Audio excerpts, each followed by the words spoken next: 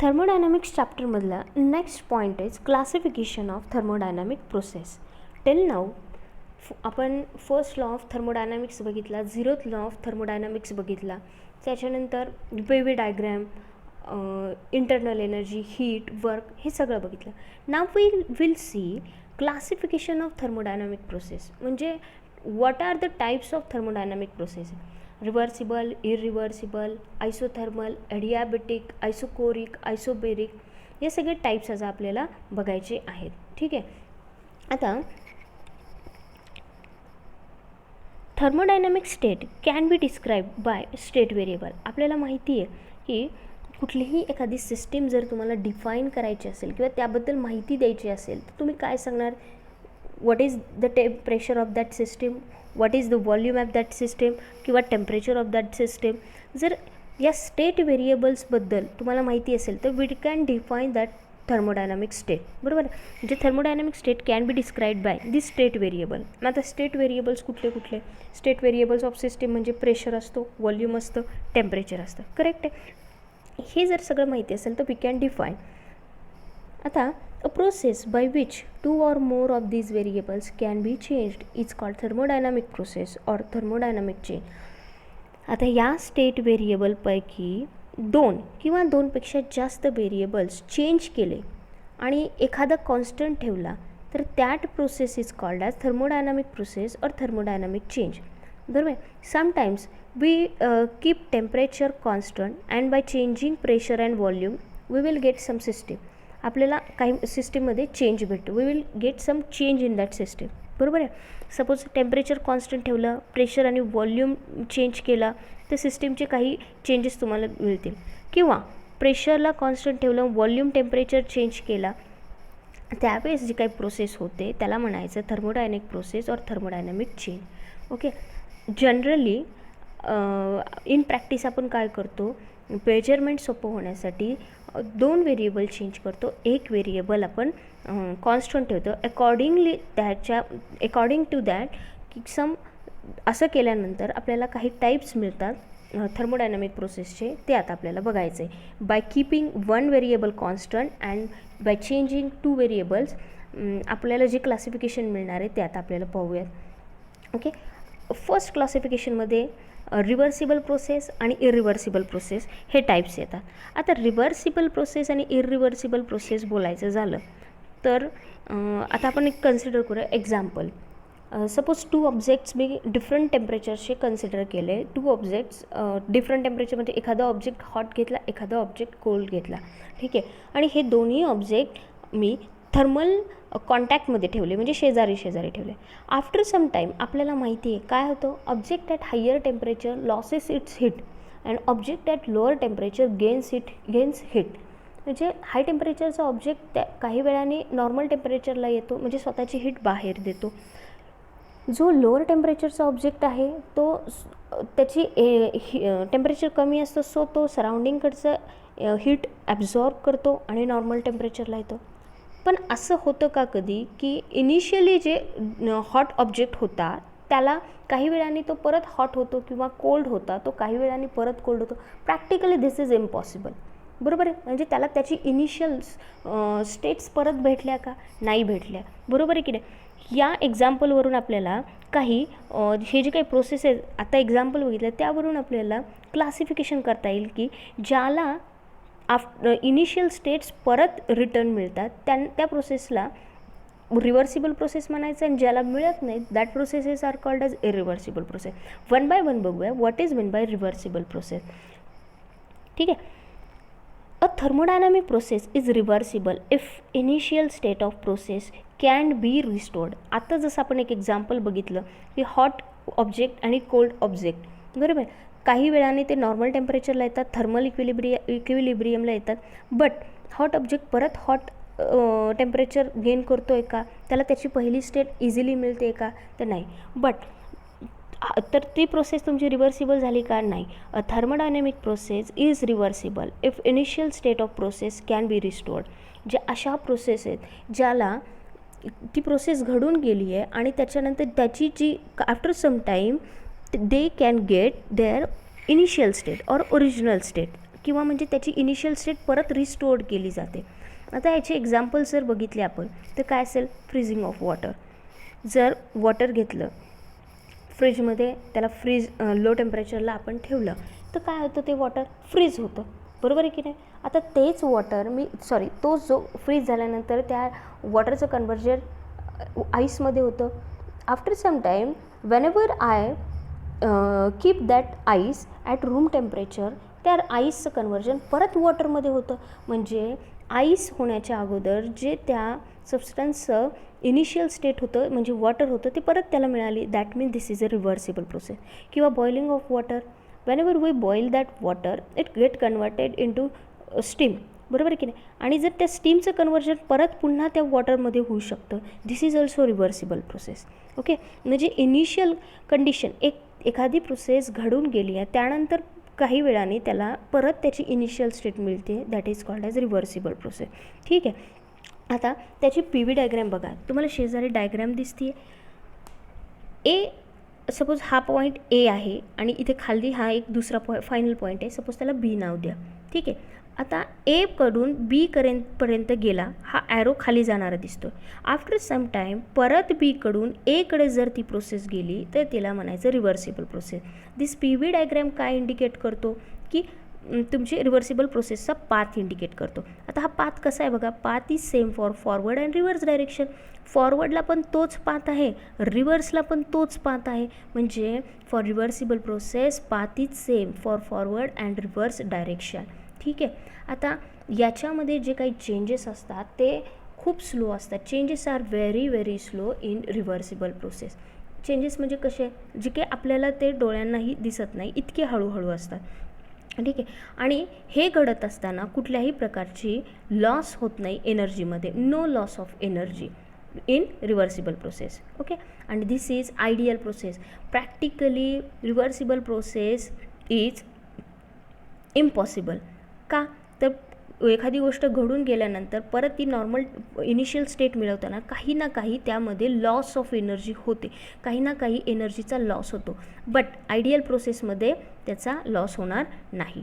ठीक आहे. आता नेक्स्ट प्रोसेस आहे irreversible process. This is opposite to reversible process, ज्यामध्ये इनिशियल कंडिशन्स परत त्याला मिळणार नाहीत, भेटणार नाहीत. That is called as irreversible processes. A thermodynamic process is irreversible if initial state of process cannot be restored. परत आपल्याला इनिशियल स्टेट त्या ऑब्जेक्टची भेटणार नाही. इन जनरल, इन प्रॅक्टिकल आपल्याला जे काही आपण डेली लाईफमध्ये गोष्टी होतात त्या ऑल आर इरिव्हर्सिबल प्रोसेस आहे. ठीक आहे ना. एखादा मँगो कन्सिडर केला, एखादी कैरी कन्सिडर केली, तो पिकल्यानंतर त्याला मँगो बनतो. परत त्या मँगोची आपल्याला इनिशियल स्टेट म्हणजे त्याला कैरी भेटणार आहे का, तर नेवर. ओके. आता एक्झाम्पल काय आहे, बर्निंग अ कॅन्डल. सपोज एखादी मेणबत्ती तुम्ही पेटवली आणि ती पूर्ण जळून गेली, तर परत तुम्हाला ओरिजिनल मेणबत्ती भेटणार आहे का, दॅट इज इरिव्हर्सिबल प्रोसेस. तुम्हाला इथे पी व्ही डायग्रॅम दिसते. पी व्ही डायग्रॅममध्ये ए टू बीकडं गेला, ही झाली तुमची फर्स्ट स्टेट. त्यानंतर बी टू एकडं जाताना तुम्हाला ओरिजिनल किंवा आहे तो पाथ तुम्ही हे करणार आहात का, की जसं तुम्ही आलात तसंच तुम्हाला इनिशियल ज्या गोष्टी आहेत त्या भेटत नाहीत. ठीक आहे ना. म्हणजे इरिव्हर्सिबल प्रोसेसमध्ये path is not same for forward and reverse direction.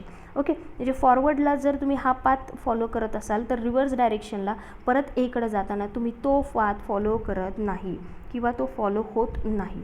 ठीक आहे. Permanent loss of energy due to friction.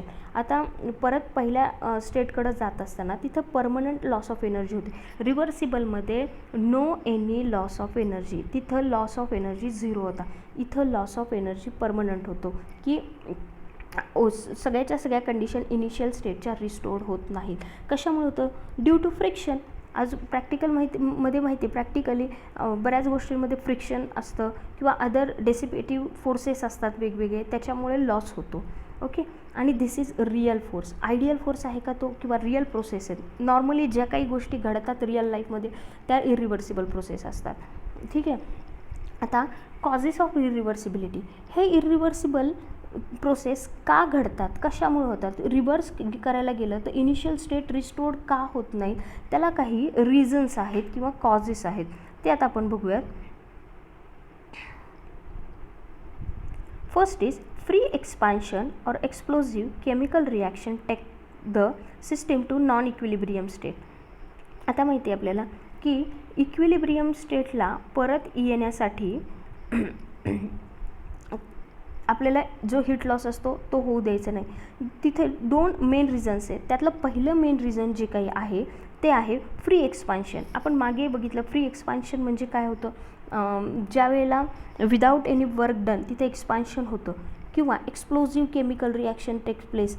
या दोन गोष्टी ज्या आहेत या दोन गोष्टींमुळं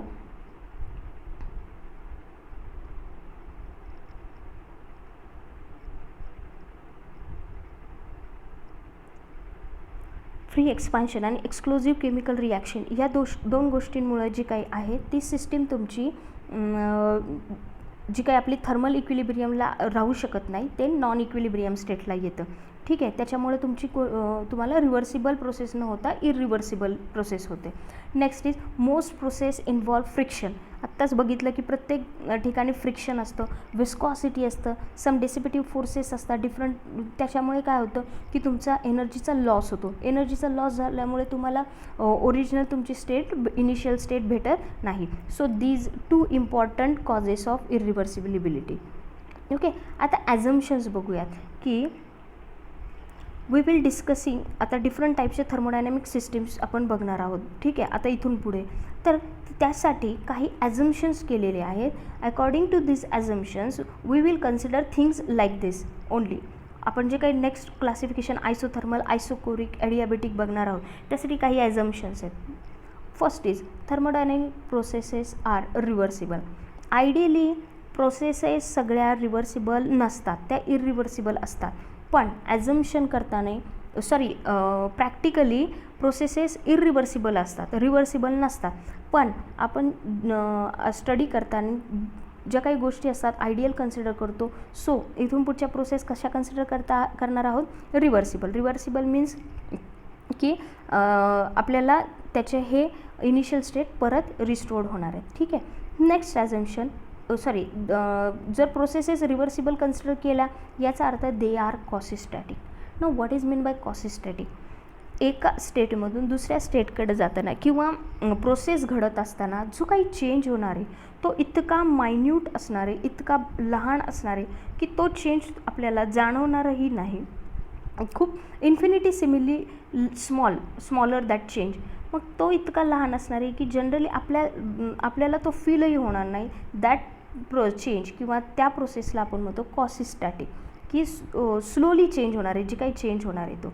okay, second assumption is the system involve ideal gas enclosed in cylinder with movable, frictionless and massless piston.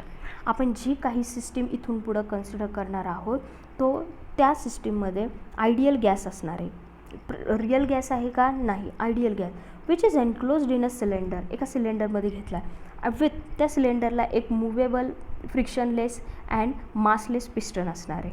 ठीक आहे, नंतर गॅस जर आयडियल गॅस घेतला तर त्याचं इक्वेशन आपल्याला ॲप्लिकेबल आहे. आयडियल गॅस इक्वेशन तुम्हाला माहिती आहे, PV = nRT. हे इक्वेशन आपण प्रत्येक वेळेला ते यूज करणार आहोत. Okay, now we will see isothermal process. What is mean by isothermal process? A process in which change in pressure and volume takes place at constant temperature is called isothermal process. Iso means same, thermal means related with temperature. अशी process, a process in which change in pressure and volume.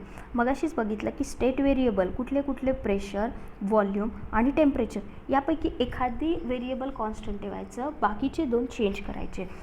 Here आपण change काय करणार आहोत, change in pressure and volume takes place at temperature is constant. Okay, definition काय आहे, process in which change in pressure and volume takes place at constant temperature is called as isothermal. Temperature is constant आणि pressure and volume are changing. ठीक आहे, आता temperature जर constant असेल तर त्यामध्ये चेंज होणारा किंवा डेल्टा टी म्हणजे चेंज इन टेम्परेचर किती असणार आहे, ऑब्वियसली 0 असणार आहे. ठीक आहे, it is constant temperature process. कशी प्रोसेस आहे ही, कॉन्स्टंट टेम्परेचर प्रोसेस आहे. त्याच्यानंतर transfer of heat from or system is extremely slow. आता जर तुमचं टेम्परेचरच कॉन्स्टंट असणार आहे, याचा अर्थ जी काही सिस्टीमकडून सराउंडिंगकडे किंवा सराउंडिंगकडून सिस्टीमकडे जी काही तुमच्या ट्रान्सफर ऑफ हीट होणार आहे ती कशी असणार आहे, एक्स्ट्रीमली स्लो असणार आहे. ठीक आहे. आता आपण डीपमध्ये work done for isothermal process किंवा याच्या मागचं थर्मोडायनामिक्स ऑफ आयसोथर्मल प्रोसेस आपल्याला बघायचं आहे. या थर्मोडायनामिक्स ऑफ आयसोथर्मल प्रोसेससाठी फायनली आपण काय डिराईव्ह करणार आहोत की work done for isothermal process. Okay. आता the temperature of system remains constant. Isothermal प्रोसेससाठीच तर टेम्परेचर कसं असतं, कॉन्स्टंट असतं. मग अकॉर्डिंग टू बॉईल्स लॉ काय सांगतो, वेनेवर टेम्परेचर कॉन्स्टंट प्रेशर आणि व्हॉल्यूम आर चेंजिंग. त्यावेळेला प्रेशर आणि व्हॉल्यूम एकमेकांना कसे असणार आहेत, इन्व्हर्सली प्रोपोर्शनल आहे. बॉईल्स लॉ सांगतो त्याच्यानुसार P V equal to constant. ठीक आहे. का तर टेम्परेचर इथं कसं आहे, कॉन्स्टंट आहे. मग राहिले कोण, फक्त प्रेशर आणि volume. Pressure and volume are, त्यांचं रिलेशन कसं आहे इथं या इक्वेशनवरून कळतं आहे की इन्व्हर्सली प्रोपोर्शनल आहे. बॉईल्स लॉ इक्वेशन आहे, त्याला सपोज इक्वेशन नंबर 1 दिलं. आता आपण सिस्टीम अशी डिफाईन करू की त्याच्या इनिशियल स्टेट कन्सिडर करूया, त्याच्यानंतर त्याच्या फायनल स्टेट्स आपण डिफाईन करू. Okay. Initial state of system, pressure तिथलं इनिशियली मी पी आय कन्सिडर केलं, नंतर व्हॉल्यूम इनिशियली मी व्ही आय कन्सिडर केलं. आता फायनल स्टेट ऑफ सिस्टीम बघू, pressure final P F consider केलं, volume final V F consider केलं. ओके. आता फॉर आयसोथर्मल चेंज, आयसोथर्मल जर चेंज करायचं असेल तर अकॉर्डिंग टू बॉईल्स लॉ कसं येणार, P I V I, last बघा P I V I equal to P F V F equal to constant. म्हणजे काय, तर जो आपण बॉईल्स लॉ इक्वेशन नंबर 1मध्ये डिफाईन केला P V equal to constant. मग इनिशियली प्रेशर आणि व्हॉल्यूमचं multiplication is equal to finally pressure and व्हॉल्यूमचं मल्टिप्लिकेशन इज इक्वल टू सगळीकडचं प्रेशर आणि व्हॉल्यूमचं मल्टिप्लिकेशन कसं येणार आहे तुम्हाला, कॉन्स्टंट येणार आहे. ठीक आहे. पॉईंट नंबर 4 बघा, consider isothermal expansion of ideal gas. आता आपण पहिल्यांदा एक्सपान्शन बघूया. आयसोथर्मल एक्सपान्शन आयडियल गॅसचं बघायचं. मग total work done for expansion from V I to V F. आपण बघितलं टेम्परेचर कॉन्स्टंट आहे, इनिशियल प्रेशर पी आय होतं, फायनल प्रेशर पी एफ होतं, इनिशियल व्हॉल्यूम व्ही आय होतं, फायनल व्हॉल्यूम व्ही एफ होतं. म्हणजे व्ही आयचं कन्व्हर्जन व्ही एफमध्ये झालं. जर व्ही आय आणि व्ही एफ ग्रेटर झाला म्हणजे व्ही आय स्मॉलर असेल तर गॅसचं काय होणार आहे, एक्सपान्शन होणार आहे.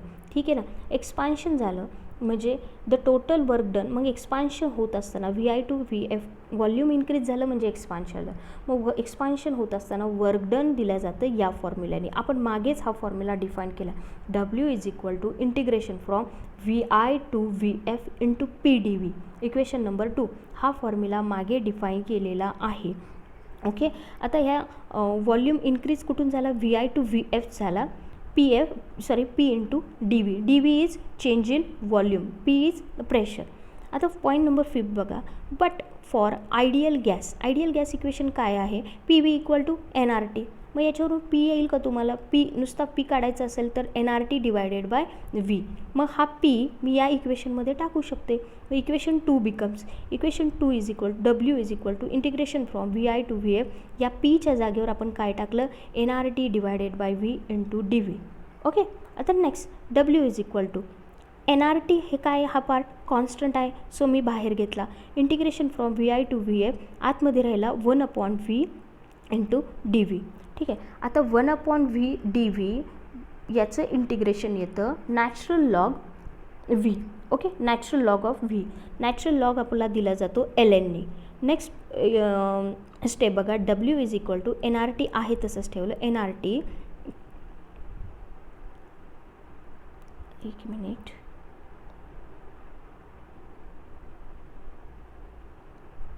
लास्ट स्टेप बघा,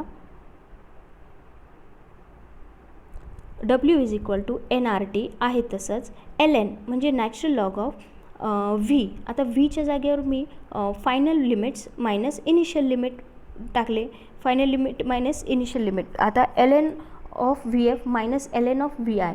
मग तुम्हाला माहिती आहे log of A minus log of B होतं log of A upon B. म्हणजे फायनल वर्क डनचं इक्वेशन तुम्हाला मिळालं W is equal to N R T L N of V F by V I. Equation number 3. Okay. Next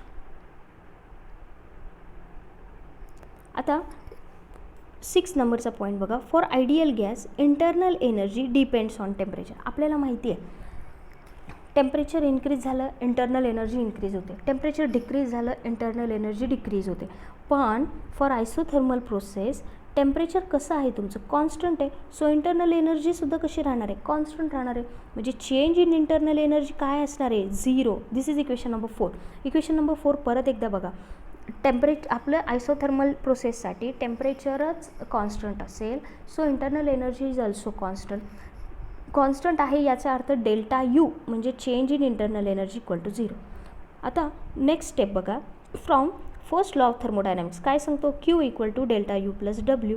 but equation number 4 वरून delta U is equal to 0 so Q equal to W. So Q equal to W is equal to आत्ता आपण find out केलं आहे डब्ल्यूची value N R T L N of किंवा log of V F by V I. N म्हणजे number of moles, R म्हणजे universal gas constant, T is temperature which is constant, L N किंवा natural log of V F by V I म्हणजे final volume divided by initial volume. This is equation final equation of work done or energy for isothermal process. आता याच्यावरून तुम्हाला काय दिसतं आहे याच्यावरून तुम्हाला असं दिसतं की जितकी हीट तुम्ही सिस्टीमला सप्लाय केली तितकं सगळं तुमचं त्या हीटचं वर्क डन झालं. म्हणजे इथं कुठल्या इंटरनल एनर्जीमध्ये चेंज झाला का नाही झाला. सगळी हीट जितके घेतली तितकं वर्क डन झालं. मग जितकं जास्त वर्क डन असेल तितकं जास्त तुमचं एक्सपान्शन असणार आहे. बरोबर आहे. आता याच्यावरून आपण कन्क्लुजन्स काढूयात. First is heat transfer to gas is completely converted to work. आत्ताच फॉर्म्युला बघितला क्यू इक्वल टू डब्ल्यू आला. म्हणजे जितकी हीट तुम्ही गॅसला दिली ती सगळीच्या सगळी कशात कन्वर्ट झाली वर्क डनमध्ये. That is for expansion of gas. Okay. During expansion of gas आता एक्सपान्शन ज्या वेळेला झालं त्यावेळेला हीट ॲब्झॉर्ब झाली. बरोबर आहे. इट ॲब्झॉर्ब्स हीट आणि वर्क डन कसं झालं पॉझिटिव्ह झालं. बरोबर. एक्सपान्शन झालं याचा अर्थ फायनल व्हॉल्यूम जास्त आहे इनिशियल व्हॉल्यूम कमी आहे. जर व्ही एफ जास्त झाला व्ही आय लहान झाला तर ऑब्व्हियसली वर्क डनचं फॉर्म्युला पॉझिटिव्ह येणार आहे वर्क डन पॉझिटिव्ह येणार आहे. आणि याच्या अपोजिट केस असणार आहे ड्युरिंग कॉम्प्रेशन ऑफ गॅस. ज्या वेळेला तुमचं गॅसचं कॉम्प्रेशन होतं हीटला काय करतो गॅस रिलीजेस हीट काय करतो ते हीटला रिलीज करतो. मग हीटला रिलीज करतो याचा अर्थ कॉम्प्रेशन होतं. याचा अर्थ कॉम्प्रेशन झालं म्हणजे फायनल व्हॉल्यूम कमी आहे इनिशियल व्हॉल्यूम जास्त आहे. म्हणजे जे काही वर्क डन तुम्ही कॅल्क्युलेट करणार आहे ते कसं येणार आहे तुमचं निगेटिव्ह. ओके. त्याच्यानंतर P V diagram for isothermal process. P V diagram बघा. ही जर डायग्रॅम कन्सिडर केली ए टू बी जाताना एच्या इथं प्रेशर पी आय आहे आणि व्हॉल्यूम व्ही आय आहे. ठीक आहे. एकडून बीकडे जात असताना प्रेशर डिक्रीज झालं व्हॉल्यूम इन्क्रीज झालं म्हणजे कॉम्प्रेशन झालं. बरोबर आहे. बीकडून एकडे जात असताना व्हॉल्यूम कमी झालं प्रेशर इन्क्रीज झालं म्हणजे एकडून बीकडे जात असताना कॉम्प्रेशन झालं. आणि बीकडून एकडे जात असताना व्ही एफ म्हणजे व्हॉल्यूम कमी झालं प्रेशर इन्क्रीज झालं याचा अर्थ कॉम्प्रेशन झालं. म्हणजे ही झाली तुमची it is called as isotherm P V diagram for isothermal process. Okay. Thank you.